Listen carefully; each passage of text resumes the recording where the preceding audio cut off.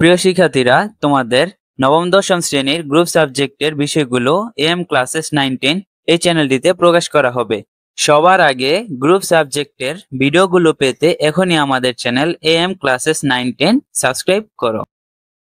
আসসালামু আলাইকুম নবম শ্রেণীর শিক্ষার্থীরা, আশা করি সবাই ভালো আছো। আজকে আমি তোমাদের সাথে আলোচনা করব তোমাদের যে গণিত অভিজ্ঞতা 2 অধ্যায়টির নাম হচ্ছে অনুক্রম ধারা। এই অধ্যায় থেকে তোমাদের আমি আজকে যে সাজেশনটা দিব, এখান থেকে তোমাদের সকলের বার্ষিক পরীক্ষার মধ্যে 100% কমন আসবে। আর এটা হচ্ছে একটা পেড সাজেশন, যেটা তোমাদের কিনতে হলে হাজার হাজার টাকা খরচ করা লাগতো। এটা আমি তোমাদের জন্য এমনি ফ্রিতেই আপলোড করে দিচ্ছি।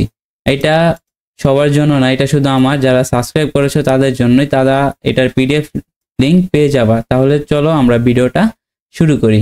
যে তোমাদের আমি যদি দেখাই এখানে পেজ সাজেশনের মধ্যে কি কি দেওয়া আছে, সবার প্রথম আছে তোমাদের বহু নির্বাচনী প্রশ্ন। ঠিক আছে, তোমরা বহু নির্বাচনী প্রশ্ন পেয়ে যাবে। আর শুধু বহু নির্বাচনী প্রশ্ন না, তোমরা এখানে এক কথায় উত্তর দৃশ্যপটবিহীন এবং দৃশ্যপট নির্ভর যে প্রশ্নগুলো তোমাদের উত্তর দেওয়া লাগবে সবগুলোই তোমরা পেয়ে যাবে, তাও একদম ফ্রিতে।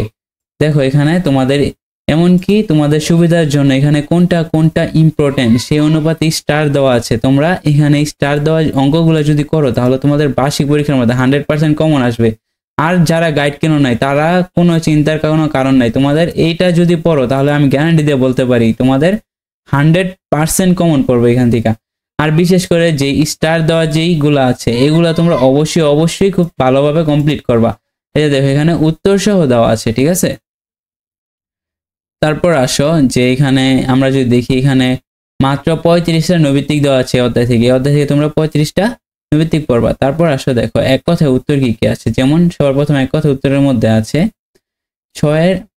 এক কথা উত্তর এখান থেকে শুরু হয়েছে। এই যে এক কথা উত্তর দেখো 13 যোগ 20 যোগ 27 যোগ 34 প্লাস 111 ধারাটির পদ সংখ্যা কয়টি। এটা তোমরা ওই যে ধারা সূত্র দিয়ে করলে এটার পদ সংখ্যা তোমরা ইজিলি বের করতে পারবা। তারপর একটা ধারা আছে বলছে অনুক্রমে এর মান কত, এটা তোমরা সূত্র দিয়ে বের করতে পারবা। তোমরা যারা এই অধ্যায়টা ভালোভাবে করছো তারা আশা করি এটাতে কোনো ধরনের সমস্যা হবে না। আর যদি তোমাদের এই অঙ্কগুলোতে প্রবলেম হয় তাহলে আমাকে অবশ্যই তোমরা কমেন্টে জানাতে পারো, আমি তোমাদের এটা সলভ করে দিব। ঠিক আছে, আর এটার তোমরা পিডিএফ তো পেয়েই যাচ্ছ, এটা তোমরা অঙ্কগুলো দেখলে তোমরা পারবা। যেমন এখানে দেখো একটা অঙ্ক দেওয়া আছে সমান্তর ধারা 10টি পদ নির্ণয় করো। ঠিক আছে, দেখো সমান্তর ধারাটি দিছে।